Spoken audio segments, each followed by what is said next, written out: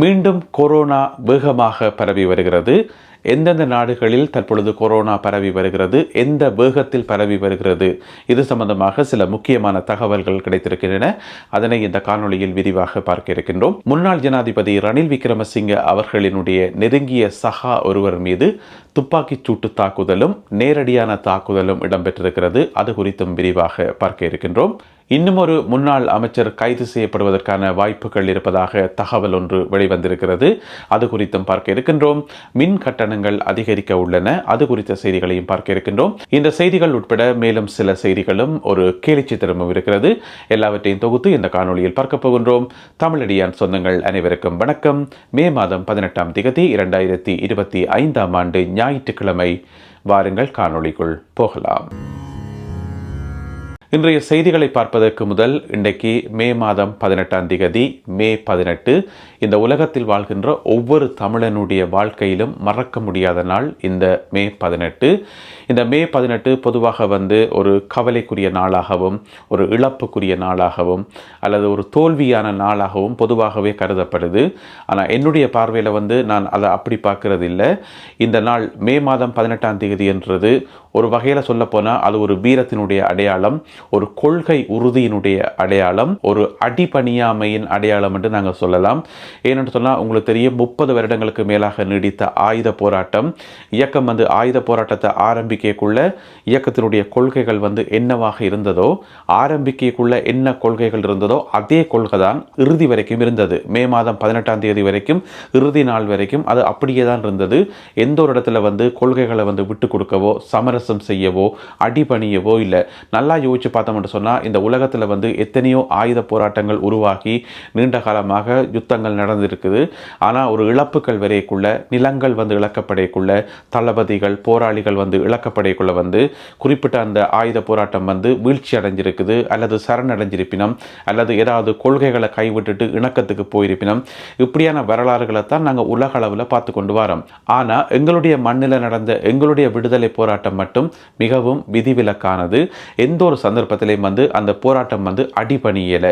எவ்வளவு இழப்புகள் வந்த போதும், எவ்வளவு நிலங்களை இழந்த போதும், எவ்வளவு தளபதிகளையும் போராளிகளையும் இழந்த போதும் கூட எந்த ஒரு சந்தர்ப்பத்திலையும் அடிபணியாமல் அல்லது பேசாமல் விட்டுட்டு ஒதுங்கி போகவோ இல்லை. எனவே தலைவர் ஆரம்பத்தில் என்ன சொன்னாரோ அதையே இறுதி வரைக்கும் பின்பற்றினார். இப்படியான ஒரு கொள்கை உறுதியும் இப்படியான ஒரு விடுதலை பற்றும் வேறு எங்குமே பார்க்கவே முடியாது. எனவே அப்படிப்பட்ட ஒரு கொள்கை உறுதியினுடைய அடையாளமாக, அப்படிப்பட்ட ஒரு தியாகத்தினுடைய வெளிப்பாடாக இந்த மே 18 நாங்கள் பார்க்கணுமே தவிர இது கவலைப்படுற நாளாகவோ அல்லது துயரம் நிறைந்த நாளாகவோ அல்லது நாங்கள் தோத்துட்டோம் என்று சொல்லி எங்களுடைய தற்துணிவை குறைக்கிற ஒரு நாளாக இன்றைய நாள் இருக்கக்கூடாது. எனவே 2009ஆம் ஆண்டில் இந்த நாட்களில் எம்மை விட்டு பிரிந்த அனைத்து உறவுகளுக்கும் எங்களுடைய அஞ்சலிகளை தெரிவித்துக் கொள்வோம். மீண்டும் கொரோனா பரவ ஆரம்பித்திருக்கின்றது. இம்முறை மிக வேகமாக பரவி வருவதாக செய்திகள் தெரிவிக்கின்றன. இந்த தகவலை நான் உங்களை வெறுட்டுறதுக்காகவோ பயப்படுத்துறதுக்காகவோ சொல்லல. இதுதான் இப்போ ஊடகங்களில் கொண்டிருக்கிற செய்தியாகும்.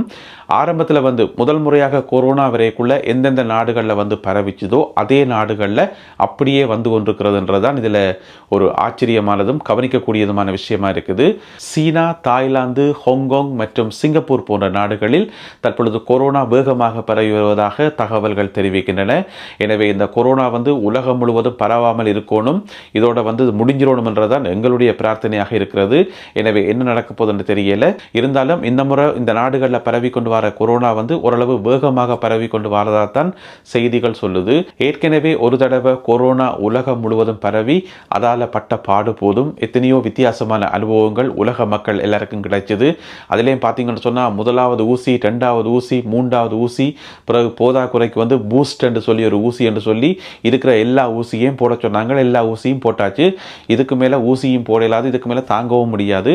எனவே இந்த கொரோனா உலகம் முழுவதும் பரவக்கூடாதுன்றதுதான் எங்களுடைய பிரார்த்தனை. முன்னாள் ஜனாதிபதி ரணில் விக்ரமசிங்க அவர்களுடைய நெருங்கிய சகா ஒருவர் பயணித்த வாகனம் மீது கொழும்பு நாரகேன்பிட்டிய பகுதியில் வைத்து துப்பாக்கிச் சூட்டு தாக்குதல் இடம்பெற்றிருக்கின்றது நேற்று இரவு. அவர் யாருன்னு பார்த்தீங்கன்னு சொன்னால் தேசிய லொத்தர் சபையினுடைய முன்னாள் பணிப்பாளராக இருந்த துசிந்த ஹல்லோலுவ என்று சொல்லப்படுது. என்ன நடந்திருக்குன்னு சொன்னால், இவருடைய சகாக்களும் பயணித்த அந்த கார் மேலே துப்பாக்கி சூடு நடத்தப்பட்டது. ஆனால் காருக்கோ அவர்களுக்கோ எந்த விதமான சேதமும் இல்லை. கிட்ட வந்த துப்பாக்கிதாரிகள் என்ன செய்யணும்னு சொன்னால், வானத்தை நோக்கி சுட்டு போட்டு அந்த காருக்குள்ளே இருந்த சில முக்கியமான டாக்குமெண்ட்ஸை எடுத்துக்கொண்டு போயிருக்கணும். அதுக்கு பிறகு பார்த்தீங்கன்னு சொன்னால், அவியல் போன பிறகு இன்னும் ஒரு குரூப் ஆட்கள் அவர்கள் மேலே தாக்குதல் நடத்தியிருக்கணும், நேரடியாக தாக்குதல் நடத்தியிருக்கிறார்கள். ஏன்னு சொன்னால், இப்போ துப்பாக்கி சூடு நடந்து ஆவணத்தை பறித்து கொண்டு போனால் இவர்கள் கொஞ்சம் தடுமாறி கொண்டு பிறந்தானே. எனவே அந்த சந்தர்ப்பத்தை பயன்படுத்தி வேறு சில ஆட்கள் இவர்கள் மேலே தாக்குதல் நடத்தியிருக்கிறார்கள். இந்த துப்பாக்கி சூடு நடத்தியவர்கள் வேற, தாக்குதல் நடத்தியவர்கள் வேறு என்று சொல்லப்படுது. சில விட ஒரே குரூப்பாக இருக்கலாம், ஆனால் தனித்தனியே இந்த தாக்குதலை மேற்கொண்டிருக்கிறார்கள். இந்த தாக்குதலுக்கு இலக்கான துசிந்த என்று சொல்லப்படுறவர் முன்னாள் ஜனாதிபதி ரணில் விக்ரமசிங்கவுக்கு மிகவும் நெருக்கமான ஒருவர் என்று சொல்லப்படுகிறது. அதோட தேசிய லொத்தர் சபையில் அவர் பணிப்பாளராக இருந்த காலத்தில் லஞ்ச ஊழல் செய்து அது சம்பந்தமான குற்றச்சாட்டுகள் அவர் மேலே இருக்காம். எனவே கடந்த காலங்களில் லஞ்ச ஊழல் இடம்பெறாத ஒரு துறையே கிடையாதுன்றது எங்கள் எல்லாருக்குமே தெரியும். எனவே இவர் மேலேயும் லஞ்ச ஊழல் குற்றச்சாட்டு இருக்காம். இதை விட கிட்டடியில் இவரை சிஐடி கூப்பிட்டு 6 மணி நேரம் வச்சு விசாரிச்சிருக்கணும். அது என்ன கேஸ் என்று பார்த்தா, இவர் ஒரு கருத்து சொல்லி என்று சொன்னா, இப்போதைய ஜனாதிபதி அனுரகுமார திசாநாயக்க இருக்கிறதானே, அவருக்கு கிரீஸ் நாட்டில் ஏராளமான சொத்துக்கள் இருக்குன்னு சொல்லியும் தன்னுடைய சொத்துக்களை அங்கே கொண்டே மறைச்சு வச்சுக்காருன்னு சொல்லியும் இவர் ஒரு தகவல் ஒன்றை சொல்ல போக குற்றப்புலனாய்வு பிரிவு கூப்பிட்டு அது சம்பந்தமாக 6 மணி நேரம் விசாரிச்சிருக்குது இவரை. எனவே நேற்று நடைபெற்ற தாக்குதலுக்கும் அந்த விசாரணைக்கும் சம்பந்தம் இருக்குதோ இல்லையோ தெரியல. ஆனால் சில ஊடகங்களில் சில அதுதான் காரணமாக இருக்கும், அனுரகுமார திசாநாயக்கவை பற்றி இவர் சொன்னதுதான் அவரை வெறுக்கிறதுக்காகத்தான் இந்த தாக்குதல் நடைபெற்றிருக்கலாம் என்றெல்லாம் பல்வேறு விதமாக சொல்லப்பட்டது. இருந்த போதிலும் கூட இந்த தாக்குதலுக்கான உண்மையான காரணம் இனித்தான் விசாரணைகள் மூலம் தெரிய வரும்.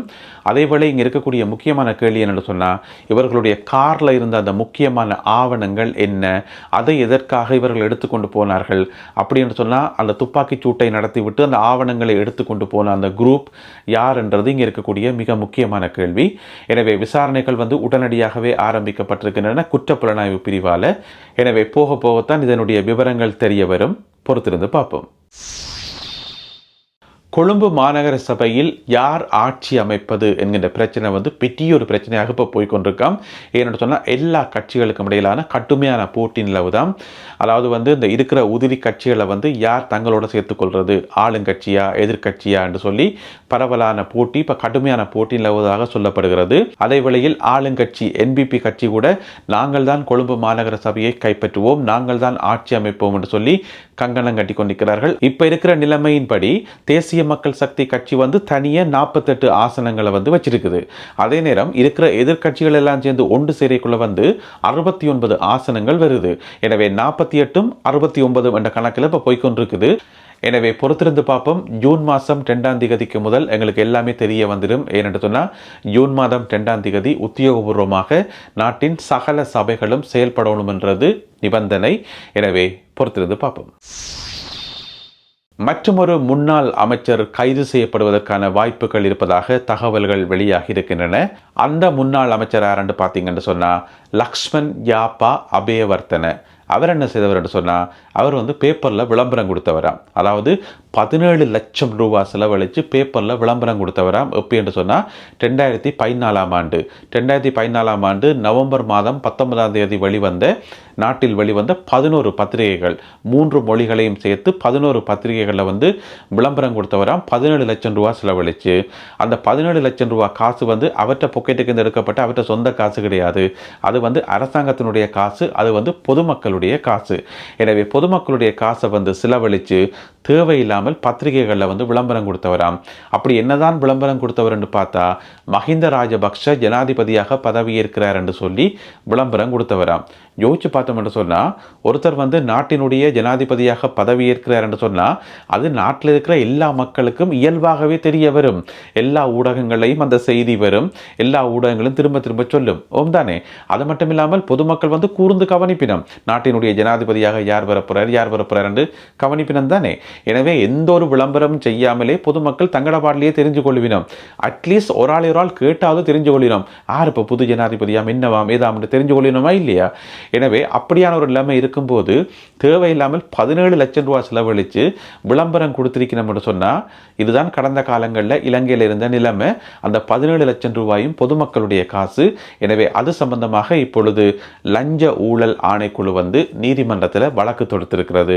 எனவே நீதிமன்றம் வந்து உத்தரவிட்டால் இப்பொழுது அவர் கைது செய்யப்படுவதற்கான வாய்ப்புகள் இருப்பதாக சொல்லப்படுகிறது. முன்னாள் அமைச்சர் லக்ஷ்மன் யாப்பா அபேவர்த்தன யோசிச்சு பார்த்தோம்னு சொன்னால் 2012ஆம் ஆண்டில் நடந்த சம்பவங்களுக்கு இப்போ விசாரணை வருது, 2014ஆம் ஆண்டில் நடந்த சம்பவங்களுக்கு இப்போ விசாரணை வருது, 2018 நடந்ததுக்கு விசாரணை வருது. இப்படி கடந்த காலங்களில் எல்லா காலப்பகுதியிலையும் நடந்த எல்லா சம்பவங்களுக்கும் விசாரணை வந்து கொண்டே இருக்குது.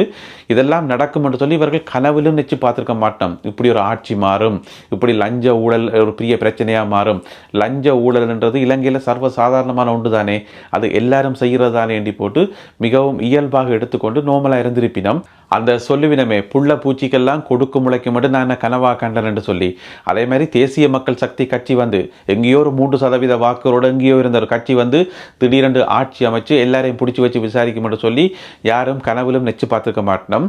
எனவே நிறைய முன்னாள் அமைச்சர்கள், பாராளுமன்ற உறுப்பினர்கள் லஞ்ச ஊழலோட சம்பந்தப்பட்ட எவருக்குமே வந்து இப்போ நித்திரையே இல்லை. அந்த வகையில் லக்ஷ்மன் யாப்பா அபேவர்த்தனவும் வந்து விரைவில் கைது செய்யப்படுவார் என சொல்லப்படுகிறது.